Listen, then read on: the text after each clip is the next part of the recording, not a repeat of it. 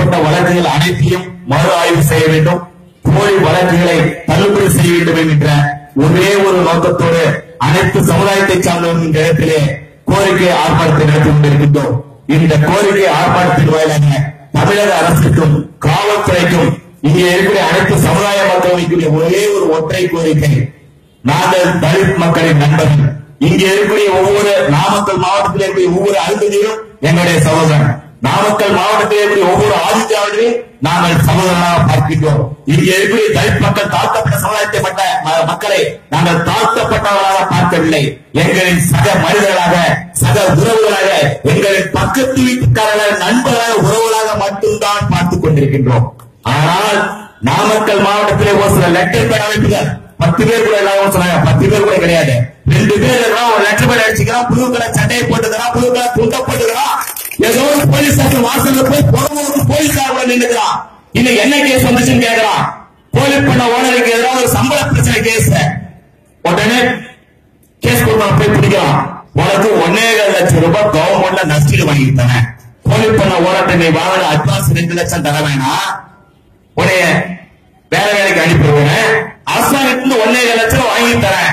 நான் சொல்ற மாதிரி சொல்லு, உன் சாதி பேரை சொல்லி கோழி பண்ண ஓனர் திட்டினாரு, ஓனரோட பையன் கூட இருந்தாரு, ஓனருடைய பொண்ணு கூட இருந்தது, பண்ணைக்காரமா கூட இருந்துச்சுன்னு சொல்லு அப்படின்னு சொல்லி கொடுத்து போலியா ஒரு பிசிஆர் வழக்கை, வன்கொடுமை வழக்கை கொடுக்கலாம்.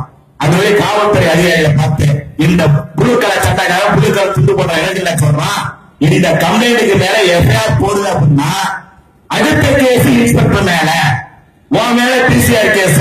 புதுசா வந்திருக்கிற திருத்தத்தை பத்தி உனக்கு தெரியுமா? பிசிஆர்ல மத்திய அரசாங்கம் மோடி அரசாங்கம் திருத்தத்தை பத்தி தெரியுமா? பேப்பரை வாங்கிட்டு பிசிஆர் எஃப்ஐஆர் போடலாம், இன்ஸ்பெக்டர் மேல எஃப்ஐஆர் போடலாம். அடுத்து நீ போஸ்டிங்களுக்கு போய் எஃப்ஐஆர் அக்யூஸ்டா வரணும்னா கம்ப்ளைண்ட் மேல எஃப்ஐஆர் போடாம விடு, இல்லன்னா எஃப்ஐஆர் போடுறான்னு நினைக்கலாம். மிரட்ட வேகத்துல பாதிக்கப்பட்டவங்களை கூப்பிட்டு பேசலாம். அரசாங்கம் 1.5 லட்சம் ரூபாய் நஷ்டீடா தருது. அதுக்கு மேல எவ்வளவு தர சொல்லு, நாங்க கேஸ வாபஸ் வாங்கிக்கிறோம். எடுத்துக்காட்டு வேலூர் நம்முடைய முருகேசன் மண்டபத்தில் திருவண்ணாமலை உரிமையாளர். நாமக்கல் மாவட்டத்தில் மட்டும் இல்ல, தமிழகத்துல இந்தியாவோட எல்லாத்திலயுமே கல்யாண மண்டபத்தை அசைவ விருந்துக்கு வாடகைக்கு விட மாட்டாங்க. தமிழகம் முழுசு இதுதான், இந்தியா முழுசு இதுதான். ஒரு சில கல்யாண மண்டபம் மட்டும் தான். நாமக்கல் 50 மண்டபம் இருக்கு. அசைவ விருந்துகள் போய் கேளுங்க, எந்த மண்டபமே தர மாட்டாங்க.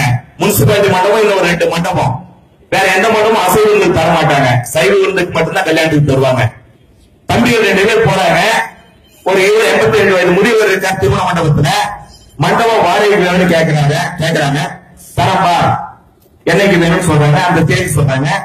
அந்த தேதியில புக்கா இருக்கு, வேற தேதி சொல்லுங்க. என்னப்பா விசேஷம் கேட்கிறாரு. மண்டபத்து மாணவர் சொல்றாரு, என்ன விசேஷம் மண்டபம் கேட்கிறாங்க. வந்தவங்க சொல்றாங்க, கெடா வெட்டி விருந்து வைக்கிறாங்க, மண்டபம் வேணும். பெரியவர் சொல்றாரு, ஏப்பா கெடா வெட்டிக்கு மண்டபம் தர மாட்டோம், அசைவ விருந்துக்கு மண்டபம் தர மாட்டோம், இது தெரியாதா? நீ எந்த ஊருப்பா? அண்ணா நகர் சொன்னாரு. அண்ணா நகர் தெரியாதாப்பான்னு கேட்கிறாரு. இவ்வளவுதான் அவர் கேட்டது. அண்ணா நகருக்கு தெரியாதா அசைவ விருந்து மண்டபம் தர மாட்டேன்னு? இதுல சட்டமீறல் இருக்குங்களா? உடனே வேலூர்ச்சி காவல் நிலையத்துக்கு ஒரு புகார் போகுது. மண்டபத்தை கேட்டோம், நீ இந்த சாதிக்கார உனக்கு மண்டபம் தரமான்னு மண்டபம் சொல்லிட்டாங்க. அவர் வேற பிசிஆர்ல கேச போட, மண்டபத்தை இழுத்து வச்சு அரசாங்கத்தோட சீல் வையே, மண்டபத்தை அரசுடைமையாக்க அரசாங்கம் எடுத்துக்கணும். என்ன கொடுமை பாருங்க. இப்படி ஒரு கேள்வி. என்ன மண்டபத்தை இடிக்க போறோம்.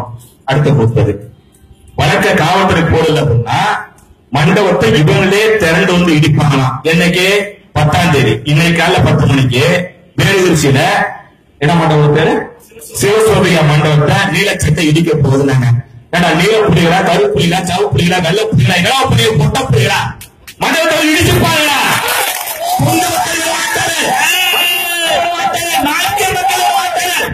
இந்த மண்ணில் இருக்கக்கூடிய ஒவ்வொரு கொங்குமாரி இருக்க வரை, ஒவ்வொரு வண்டியில் இருக்க வரை மண்டபத்தில் ஒரு சைக்கிள் கூட எந்த வெங்காயத்திலையும் சொல்ல முடியாது. தொட்டு பாருங்க. அருமை நண்பர்களே, இன்னைக்கு காவல்துறை ஒரு உதவியாளர் என்று பேசினார். ஆர்ப்பாட்டத்தை சிறப்பா பண்ணுங்க. இந்த ஆர்ப்பாட்டத்தை விற்றாதீங்க. இந்த போராட்டம் ஒடுக்கப்பட்ட மக்களுக்கான போராட்டம் கிடையாது, கொங்கு மக்களுக்கான போராட்டம் கிடையாது, வன்னியர்களுக்கான போராட்டம், நாய்களுக்கான போராட்டம் கிடையாது. காவல்துறைக்கு ஆதரவான போராட்டம், காவல்துறைக்கு பாதுகாப்பு போராட்டம். நாமக்கல் மாவட்டத்தில் இன்னொரு இன்ஸ்பெக்டரியா போன்ற காவல்துறை அதிகாரிகள் பாதிக்கப்படாமல் இருப்பதற்கான போராட்டத்தை கொங்கு மக்களும் வன்னிய மக்களும் நாட்டிய மக்களும் முன்னெடுத்திருக்கின்றனர். இந்த போராட்டத்துக்கு காவல்துறைய ஆதரவு ஒவ்வொரு காவல்துறை சார்ந்தவரும் ஆதரிக்கின்றோம். இந்த போராட்டத்தை கடுமையா எடுங்க. எந்த காவலர்கள் வழக்கு போட்டாலும் வந்து உட்காருங்க. நீலச்சட்டையை போட்டு எவ்வளவு தலித் அமைப்புகளை பயமுறுத்தலாம், எங்க மேல கேஸ் போடுவோம், போலீஸ்கார அக்யூஸ்டா காட்டுவோம்னு நினைக்கலாம். இப்படி ஒரு கொடுமை காவல்துறைக்கு வெள்ளக்கார நாட்டோட வந்தது கிடையாது. இப்ப நீலக்கலர் சட்டைக்கு மாட்டிட்டு நாங்க முடிக்கிறோம். காக்கி சட்டை நீலக்கலர் போட்ட சட்டை பெருசாக பார்த்தா இன்னைக்கு காக்கி சட்டையை விட புழு சட்டத்தான் பவர்ஃபுல்லா மாறிட்டு இருக்கு. அவன் லட்டு மேல வச்சுட்டு மிரட்டான். தயவு செய்து கடுமையாக போராடுங்கள், வாங்க காத்துங்க அப்படின்னு காவல்துறை சார்ந்தவர்கள் போராட்டத்தை ஆதரித்துக் கொண்டிருக்கின்றார்கள். அருமை நண்பர்களே, பிசிஆர் என்ன பிசிஆர் இதை பெருசா புதுசா சட்டம் பார்த்தீங்கன்னா ஒண்ணு இல்ல. தலித் சமுதாயத்தோட பார்த்து நீங்க சிரிக்க கூடாது, என்ன பண்ணக்கூடாது, சிரிக்க கூடாது. ஆமா, ஆனா நீங்க முறைக்க கூடாது. நேருக்கு நேரம் நம்ம அண்ணன் கௌரி வராரு, நம்ம அண்ணன் ரமேஷ் வராரு, எத்தால போறோம், பார்த்து தெரிஞ்சவரு. சிரிச்சா பிசிஆர், அவர் எஸ்சிஆர் தான். முறைச்சா அதுக்கும் பிசிஆர். சிரிக்க கூடாது, முறைக்க கூடாது. பின்ன எப்படி மூஞ்சி வச்சுட்டு போனத முடுறா, அப்படி போனாலும் பிசிஆர். என்ன சட்டம்? வெங்காய சட்டம், மயிறு சட்டம். அடிப்பட்ட மக்கள் ஒடுக்கப்பட்ட மக்களுக்கு உறுதி கொடுக்கிற சட்டம் தான். குடுங்க, நல்ல விஷயம் வாழ்த்துக்கிறோம். என்னை பார்த்து சிரிக்க கூடாது, முறைக்க கூடாது. நான் அவனை பார்த்து சிரிக்கிறேன். என் ஊருக்காரன், என் பக்கத்து ஊருக்காரன், என் தெருவுக்காரன், அவனை பார்த்து நான் சிநேகிதமா சிரிக்கிறேன். இதுல என்ன தப்பு? எனக்கு பிடிக்காத போறாரு, நான் மூஞ்ச திருப்பி போறேன். இதுல என்ன தப்பு? இதெல்லாம் வன்கொடுமை சட்டம் குற்றம். இது அதுக்கு பின்னாடி இன்னொரு கொடுமை. எஃப்ஐஆர் போட்ட உடனே கம்ப்ளைண்ட் கொடுத்தவருக்கு அரசாங்கம் பணம் தருது. கம்ப்ளைண்ட் கொடுத்தவரை அந்த புகார் குற்றப்பத்திரிகை தாக்கல் பண்ண கம்ப்ளைண்ட் கொடுத்தவருக்கு அரசாங்கம் பணம் தருது. கோர்ட்டுக்கு சாட்சி சொல்றதுக்கு போயிட்டு வந்தா தலித் சமுதாயத்தை சார்ந்த பிசிஆர் வழக்கு கொடுத்து கோர்ட்டுக்கு சாட்சி சொல்ல போனா, நீங்களும் நானும் வேற ஒரு வழக்குல அரசாங்கத்துக்கு ஆதரவா கோர்ட்டுக்கு சாட்சி சொல்ல போனா எப்படி போறோம்? நம்ம காசுல பஸ் ஏறி போய் கோர்ட் வாசல்ல நாயா பேயா உட்காந்து தட்டி கூப்பிடுற வரைக்கும் 5 மணிக்கு கூப்பிடுறாங்க, 6 மணிக்கு கூப்பிடுறாங்க. வேலை முடிஞ்ச பிறகுதான் அங்கிருந்து வர முடியும்னா வாரண்டி போட்டுருவாங்க. ஆனா இந்த பிசிஆர் வழக்குல ஒரு கொடுமையை பாருங்க. கலெக்டர், டெப்டி கலெக்டர் லெவல் அதிகாரி கோர்ட்டுக்கு வந்தா என்ன மரியாதை தரணுமோ அந்த மரியாதையை கொடுக்கணும். சாட்சி சொல்ல அந்த புலி கேஸ் போட்டவங்க சாட்சி சொல்லத்துக்கு வந்தாங்க, டெப்டி கலெக்டர் அசிஸ்டன்ட் கலெக்டர் தர மரியாதையை கோர்ட்ல தரணும். டிஏடிஏ பயணப்படி பஞ்சப்படி தான் கொடுத்து அனுப்பணும். இப்படிதான் சட்டத்தை போட்டு வச்சிருக்கிறீங்க. நாங்க ஒரே ஒரு கேள்வி இந்த தலித் அமைப்புகளை பார்த்து கேட்கிறோம். தலித் சமுதாயத்தை சார்ந்த குழந்தைகளை படிக்க வைக்கிறதுக்காக போராடுங்க.